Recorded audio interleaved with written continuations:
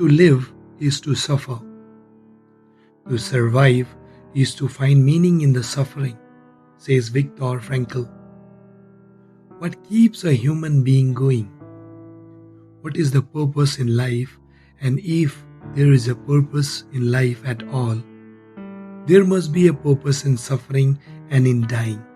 Viktor Frankl says, no one can tell another what this purpose is. He says each human being must find out for themselves and must accept the responsibility that comes with their purpose. And perhaps we can find answer of our questions. Austrian psychiatrist, philosopher Viktor Frankl endured 3 years of unspeakable horror in Nazi concentration camps, where Frankl found himself at the mercy of sadistic SS guards and the so-called kapos, prisoners with special privileges who were even more ruthless than their masters. At camp, Viktor Frankl with others were constantly exposed to famine, sickness, slave labor, and the high chances of punishment or execution. There was no freedom. In spite of all these hardships and difficulties, Frankl was fond of quoting Nietzsche, who said, "He who has a why to live can bear with almost anyhow."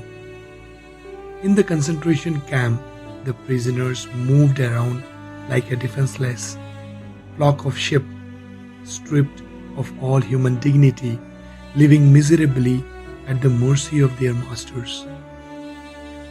Frankl questioned himself, what's left to live for in such a horrible place like a concentration camp, when they have snatched away all the familiar goals in life like liberties, possessions, and when death is hovering around you inevitably, is there any reason not to give up on life? Viktor Frankl concluded that in any given set of circumstances, what alone remains is the last of human freedom, the ability to choose one's attitude in a given set of circumstances. Frankl really says that there is always a reason to live even in the worst of conditions. There is always meaning in suffering, and if we can grasp this meaning, we can overcome even the most painful circumstances. This ultimate freedom, also recognized by ancient Stoics as well, where Epictetus says, we don't control what happens, but we can control how we respond to what happens. According to Viktor Frankl, this response, this attitude of our is the last of human freedoms. It's the ultimate freedom and only some men able to practice by choosing to be worthy of their suffering, proved man's capacity to rise above his outward faith. Frankl says, man can achieve this distinctive human capacity by awakening the feeling that he is responsible to life for something, no matter how grim his circumstances may be. Today we walk around with serious existential questions, which arises altogether because of lack of purpose, hopelessness, and meaninglessness.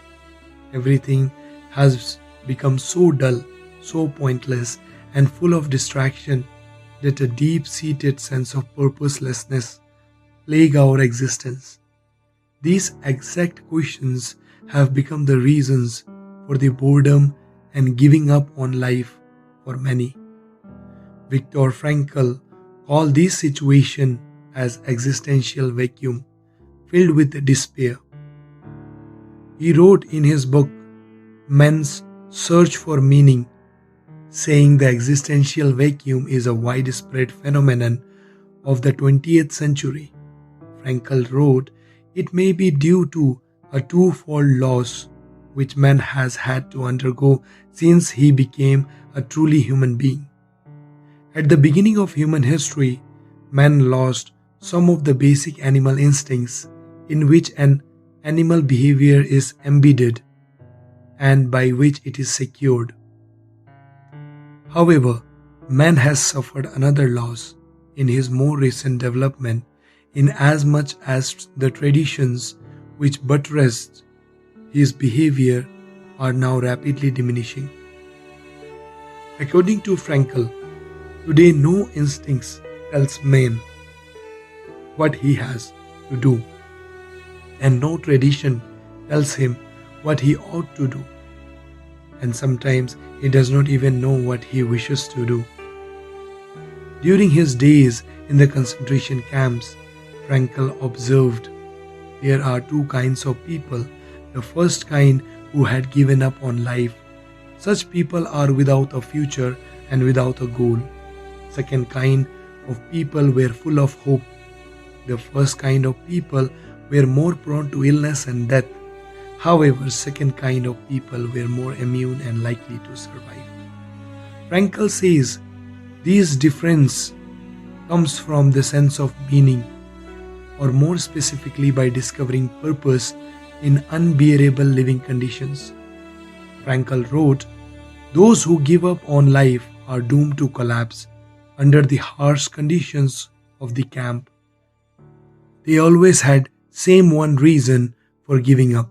There's nothing anymore to expect from life." Devoid of meaning and faith would turn out to be a reason for our bodies and minds begin to wither as we have lost our will to live. Is the reason for the death of prisoners in camp. Once they lost hope, disappointment comes in. Suddenly they got ill and died of typhus shortly after. Looking at these horrible and hopeless circumstances that people find themselves in, is it fair to expect that they find meaning? Aren't some situations simply too overpowering, so much so that they eliminate one's responsibility to choose? When the war was over, Frankl reflected on validity of human liberty. During the horror of concentration camps, he concluded that what rescues us when we are in extreme distress is vestige of spiritual freedom and of independence of mind. Even in terrible conditions of mental and physical stress, we always have a choice. Those who found meaning in the deepest of suffering, they were all responsible for their life choices. Hence, regardless of how terrible life is, we still can and must decide in what direction we go. Do we choose to give up on life and commit suicide? Do we choose to say there is nothing anymore in life and turn conditions worst? According to Frankl, the spiritual freedom we have, which can't be taken away, makes life meaningful and purposeful. Finding meaning. Viktor Frankl stated the meaning of life depends on the person, the moment and circumstances. Therefore, meaning of life varies from person to person. To put the question of the meaning of life in general terms would be comparable to the question posed to a chess champion. Tell me, master, what is the best move in the world? There is none. The best move in chess depends entirely on the situation in the game and the characteristics of opponents. The same holds for human existence. One should not search for an abstract meaning of life.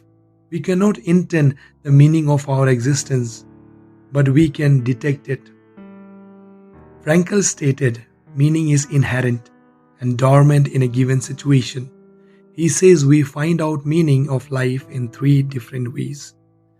By creating a work or doing a deed, by experiencing something or encountering someone, by the attitude we take toward unavoidable suffering.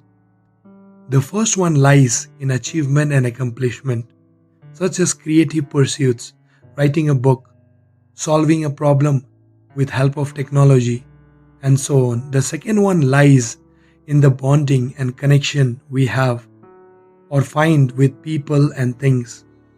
It's the experience of life itself, Caring about nature and people can be meaningful in itself. According to Frankl, the second way of finding a meaning in life is by experiencing something such as goodness, truth, and beauty. The third one lies in finding meaning in suffering. When we are no longer able to change a situation, we are challenged to change ourselves.